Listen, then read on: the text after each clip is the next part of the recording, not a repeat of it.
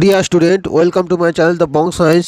দেখো, আজকে আমরা আলোচনা করব অভিনব ভৌত বিজ্ঞানের যে তৃতীয় নম্বর চ্যাপ্টার রাসায়নিক গণনা এর অনুশীলনী যে প্রশ্নগুলো আছে সেগুলো নিয়ে। ভিডিওটি ভালো লাগলে অবশ্যই লাইক, কমেন্ট, শেয়ার, সাবস্ক্রাইব করতে ভুলবে না। একের দাগের 1.1 এসটিপিতে এক মোল কোনো গ্যাসে অণু সংখ্যা। দেখো, এক মোল কোনো গ্যাসের অণু সংখ্যা আমরা সবসময় জানি অ্যাভোগাড্রো সংখ্যা 6.022 ইন্টু 10⁻23। তাহলে এখানে কোনটা আছে? এর অপশনটা সঠিক হবে। 1.2 কোনটা সঠিক? দেখো, বি অপশনটা সঠিক হবে। গ্যাসের আণবিক ওজন সমান 2 গুণ গ্যাসের বাষ্প ঘনত্ব। বিটা সঠিক। 1.3টা দেখো, গ্যাসের ক্যালসিয়াম কার্বনেটে ক্যালসিয়ামের শতকরা পরিমাণ। দেখো, ক্যালসিয়াম কার্বনেট যদি বলি আমরা, ক্যালসিয়াম কার্বনেট যদি 100 গ্রাম হয়, সেখানে ক্যালসিয়াম থাকে 40 গ্রাম। তাহলে শতকরা পরিমাণ কত হবে? 40%।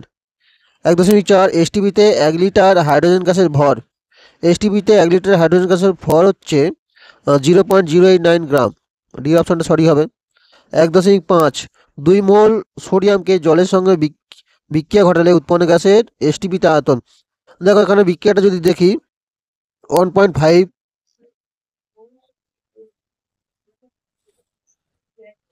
সোডিয়ামের সঙ্গে জলের বিক্রিয়া হলে সোডিয়াম হাইড্রক্সাইড আর হাইড্রোজেন উৎপন্ন হয়।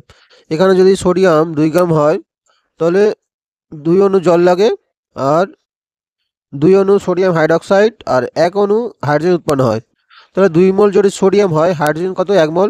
তাহলে 1 মোল যদি হাইড্রোজেন লাগে, তাহলে তার আয়তন হয় 22.4 লিটার। তাহলে এখানে তোমার ডি যে অপশানটা সঠিক হবে, 22.4। 1.6 এসটিপিতে 44.8 লিটার কার্বন ডাইঅক্সাইডের মোল সংখ্যা। দেখো, আমরা জানি 44 গ্রাম কার্বন ডাইঅক্সাইড সমান 1 মোল, তার আয়তন হচ্ছে 22.4 লিটার। এবার যদি 44.4 লিটার কার্বন ডাইঅক্সাইড হয়, তার মোল সংখ্যা কত হবে? সেটা মোল সংখ্যা অবশ্যই কী হবে? 2 মোল হবে। তাহলে এখানে সি এর অপশানটা কী হবে? সঠিক হবে। দেখো, এখানে সি এর অপশানটা 1.7টা 10 গ্রাম ক্যালসিয়াম কার্বনেটকে HCl এর সঙ্গে বিক্রিয়া ঘটালে উৎপন্ন কার্বন ডাইঅক্সাইডের পরিমাণ। দেখো, যদি বিক্রিয়াটা দেখা যায়, ক্যালসিয়াম কার্বনেটের সঙ্গে যদি HCl এর বিক্রিয়া ঘটানো হয়, ক্যালসিয়াম ক্লোরাইড, কার্বন ডাইঅক্সাইড আর জল উৎপন্ন হয়। তাহলে এখানে যদি 100 গ্রাম ক্যালসিয়াম কার্বনেট হয়, তাহলে 44 গ্রাম কার্বন ডাইঅক্সাইড উৎপন্ন হয়। তাহলে 10 গ্রামে কত হবে? 10 গ্রামে হবে 4.4 গ্রাম। তাহলে এখানে অপশানটা হবে, এর যে অপশানটা সঠিক হবে। এখানে এর অপশানটা 4.4 গ্রাম। 1.8 কোনো গ্যাসের আণবিক গুরুত্ব 64 হলে বাষ্প ঘনত্ব হবে। আমরা জানি m সমান 2d। তাহলে ডি সমান কী হবে? ডি সমান হবে m/2। তাহলে 64/2 মানে 32। সি এর অপশানটা সঠিক হবে। দেখো, সি এর অপশানটা আছে 32। 1.9টা কোন সম্পর্ক সঠিক? এটা তোমরা সকলে জানো, ই সমান mc²। ডি এর অপশানটা। 1.10টা 4NH3 plus CO2 2N2 plus 6H2O। এখানে দেখো, 4 আয়তন অ্যামোনিয়া থেকে 2 আয়তন নাইট্রোজেন উৎপন্ন হয়েছে। যদি অনুপাত করা হয়, কী হবে? 4:2 হবে। তাহলে এখানে অপশানটা হবে বিটা। 1.11টা হাইড্রোজেনের প্রমাণ ঘনত্ব। দেখো, হাইড্রোজেনের প্রমাণ ঘনত্ব আমরা জানি 0.089 গ্রাম পার লিটার। এটাকে যদি আসন্ন মানে করা যায়, 0.09 হবে গ্রাম পার লিটার। তাহলে এর অপশানটা কী হবে? সঠিক হবে।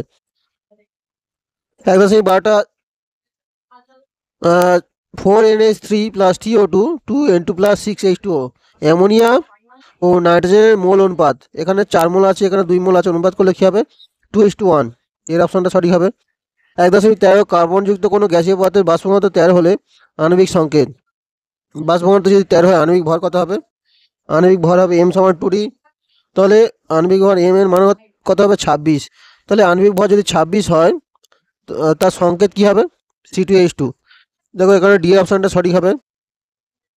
কার্বন 12 দিয়ে 24 আর 2 26। এবার দেখো, 14টা কী আছে? 1 মোল কার্বন 1 মোল অক্সিজেনের সঙ্গে বিক্রিয়া করে কার্বন ডাইঅক্সাইড কতগুলি অণু উৎপন্ন হবে? যদি বিক্রিয়া ঘটানো হয়, C+O2 সমান CO2। এখানে CO2 1 মোল উৎপন্ন হচ্ছে, আর 1 মোলের অণুর সংখ্যা কত থাকে? 6.022 ইন্টু 10⁻23। তাহলে এর অপশানটা কী হবে? এর অপশানটা সঠিক হবে।